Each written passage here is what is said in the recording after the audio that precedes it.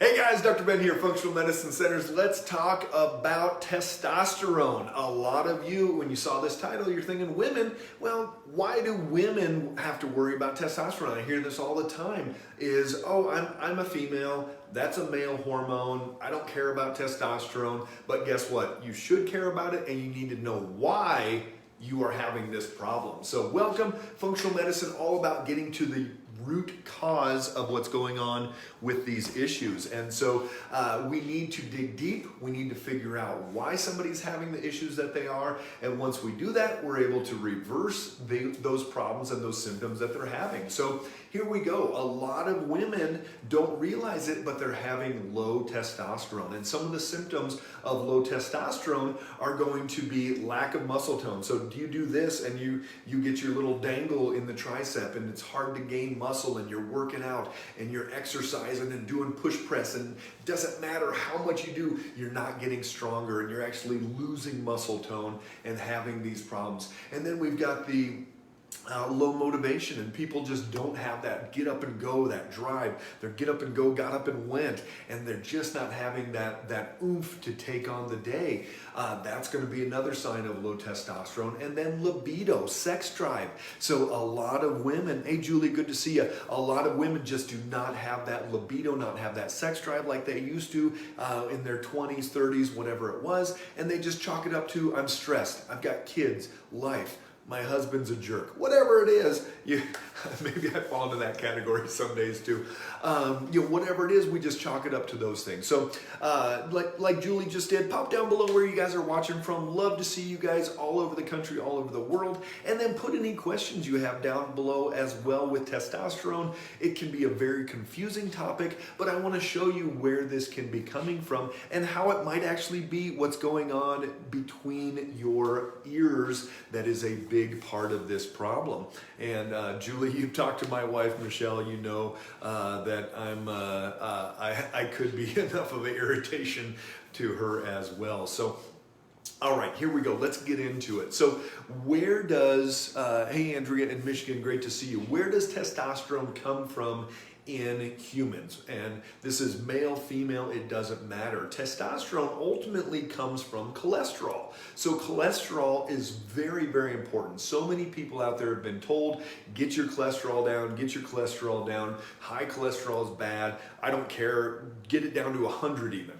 And this is what doctors have been telling people for years. But guess what? Low cholesterol is just as problematic as high cholesterol, if not more, because it is a building block for all of these stress hormones, cortisol, all of these stress hormones, as well as your sex hormones. So we've got to have good amount of cholesterol as that foundational piece. Hey Michelle, good to see you. So where is that going? Well, it can go one of two ways. Cholesterol can come down and it can go over to cortisol, which is our main fight or flight hormone, or it can go this way, which is going to turn into our sex hormones and ultimately testosterone, estrogen, things like that. So what can happen is if somebody is in this chronic fight or flight state, if somebody is always revved up, always going, I always say jobs and cars and kids and COVID and presidents and elections and stressors about the weather, whatever you want to stress about, you can stress. And yet it's not just the stressors, because I can have just as many stressors as the next person, or they can have more or less, but we're going to have different effects in our physiology. Cortisol, the adrenal glands, a lot of different things are going to be affected differently depending on our underlying physiology, even if we have the exact same stressors going on. So you can take those hormones and try to make cortisol and really try to rev up your fight or flight response and survive. A lot of people, though, are going to be stealing away from your sex hormones by going into that cortisol. So we've got two main types of adrenal hormones. Stick with me here. We have cortisol, that's that adrenaline fight or flight one, and we have DHEA, which is the precursor to testosterone. So in our blood work, we always test DHEA as well as testosterone. And what we see is that people are stealing all of that cholesterol and all of those building blocks to go down into cortisol and to keep you alive. Why? Because if our bodies thinks we are in a survival fight or flight mode, we don't need to reproduce today. Maybe tomorrow we could reproduce, maybe the next day we could reproduce, but today we've got to survive. And that's what happens. This is how our brain and our stress response can steal our testosterone and cause you to not have muscle, to not have motivation, to not have sex drive. And so what happens is you steal it, you're creating this cortisol, you're revving up those adrenals, and you're not creating the testosterone like you need. So testosterone, as it goes down, I like it in the 30 to 50 range, but get this, a lot of women come in and they are less than 2.5. So less than 2.5 is really, really low. How low is that? I don't know. Maybe it's 1, -1, I don't know, but it says less than 2.5, and it can't even measure the free testosterone. So what we always look for is, what is somebody's DHEA at? And for most women that have been in this chronic fight or flight, going over to this cortisol, their DHEA is low as well, and then they're not producing into the testosterone as well, and they're creating this low T state. Give me a thumbs up if any of you guys personally have taken some testosterone, or you know any friends or family that have taken testosterone. And there's a lot of you out there, because this is what we see all the time with women. I see more women on testosterone replacement than I do men now, if you can believe that. It is rampant. We see women all the time that are taking this testosterone because they get tested. We posted this on our Nashville page, and a lady said, "Oh, my nurse practitioner that's prescribing my testosterone, she wants it up to 200." And we like it 30 to 50. I've seen dudes, their testosterone is like 190. And they want these women over that number. I mean, it's huge, the amount of testosterone they're wanting to get women in these days. Same thing with guys, but all they're wanting to do, they don't want to figure out the why. They want to give them that pellet, inject it in, and it's going to jack up that hormones. And remember, with hormones, there's always feedback loops. So if you take something externally, there's going to be a feedback loop that says, hey, we've got enough or we don't have enough, and it gives feedback. And so it's going to be raising or lowering those numbers. So we've got to make sure that if we are taking something, it's going to be very specific for what you actually need. Bioidentical hormone replacement, I only got testosterone because I had kidney cancer, so they didn't want to give estrogen. Yep. And so, sure, there's certain times, and this is Lisa, there's certain times where some people may need some hormones, but a lot of other times they don't. Lily, good to see you out there in California. I no longer take it, been about 5 years. So yeah, Lisa, short term, sure, we may need some hormones. Some people, if they have a pituitary issue, things like that, you might need some hormones. But long term, you've got to figure out the why. I've seen so many women come in and they've been taking hormones, and maybe at first they felt good, but then in the next 6 months, 12 months, they get out of balance. And a lot of times they're throwing these pellets at them, not retesting frequently enough, and things really go sideways with these hormones. And so sure, some people may need a little bit of hormone, but if you fix the why, you fix that blood sugar and those adrenals and the liver and all these imbalances, you're going to need a whole lot less hormone than you might be taking now. So get to the underlying why. Remember, testosterone low most of the time is coming from the brain. It's coming from being in this chronic fight or flight, going to cortisol, and not being able to produce enough testosterone. So work on everything you can. This is why we do a brain map, why we look at the neurofeedback. Everything we can do to get somebody out of that fight or flight state is going to be absolutely crucial. So remember, when we start talking about testosterone, low testosterone symptoms, muscle tone is going to be challenging. We've got motivation, your get up and go, got up and went, and we've got libido or sex drive is a huge part of that as well. Lisa Marie, just had my testosterone tested and it was 21.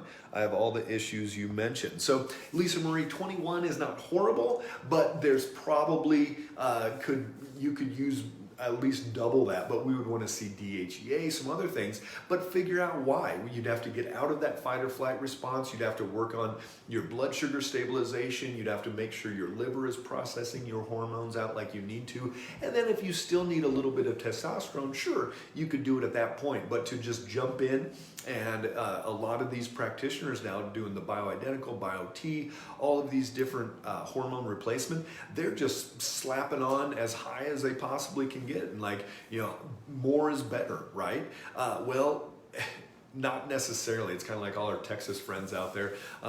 Bigger is better, right? But not necessarily, especially with hormones.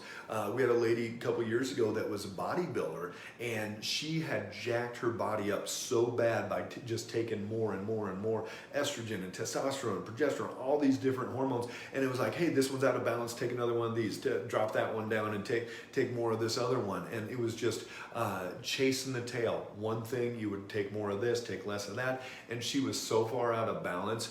Unfortunately, it took time, and we had to pull her back and say the next 2 months is probably going to suck, and it's going to be bad because your body is going to try to acclimate, and it's going to have to get back into somewhat of a balance. It's going to be a low balance, but then ultimately you're going to be able to come out of this and be better. It's like if somebody's exercising and they've been overtraining, we actually have them go and start walking and get that heart rate zone. But what they come back later is they can break through any plateaus because they have actually gotten in better shape. And that's what we do with the hormones as well. So remember, testosterone, low muscle tone, low motivation, low sex drive or libido.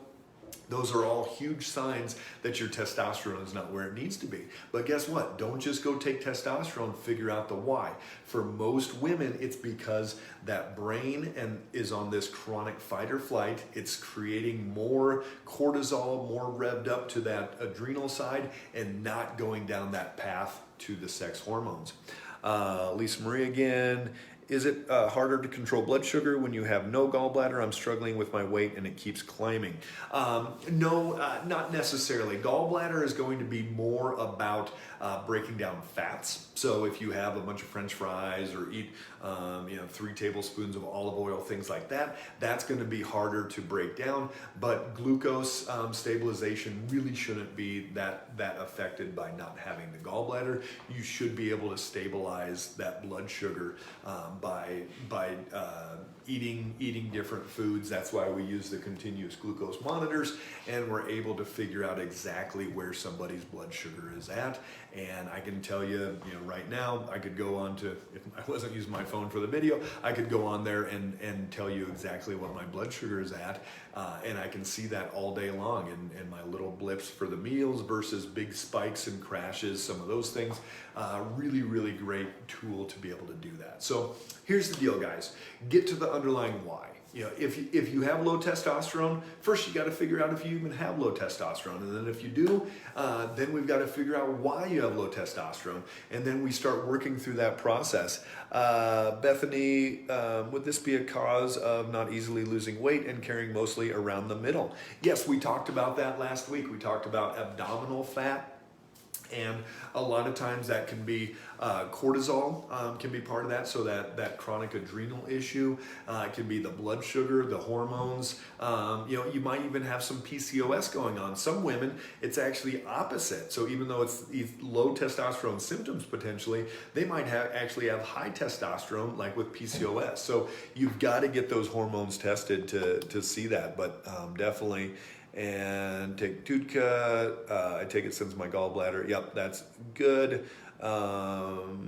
Taken out 3 years ago. Yeah. So if you guys have any other questions, go ahead and pop those down below. And for so many women, it can be confusing out there. What do we do? Do we just take bioidentical hormones? That's natural, right? It's not like synthetic hormones, so it must be good for you. Well, not necessarily, because remember, there's feedback loops, and then it affects the pituitary. And then do we need more? Do we need less? And it throws things way out of balance. Good to see you, Julie. Have a great night. So here's the deal. Get to the underlying underlying why. Figure out where those imbalances are. Don't just start slathering up creams or popping pellets into your butt cheek. Whatever it is, you've got to get to the underlying root cause of where these imbalances are coming from. Share this with anybody that you know that's dealing with hormone issues, that has either taking testosterone or thinking about taking testosterone. And if you've got any questions, drop that down below. But everybody make it a great night. Stay strong out there, and we'll talk soon. Bye-bye.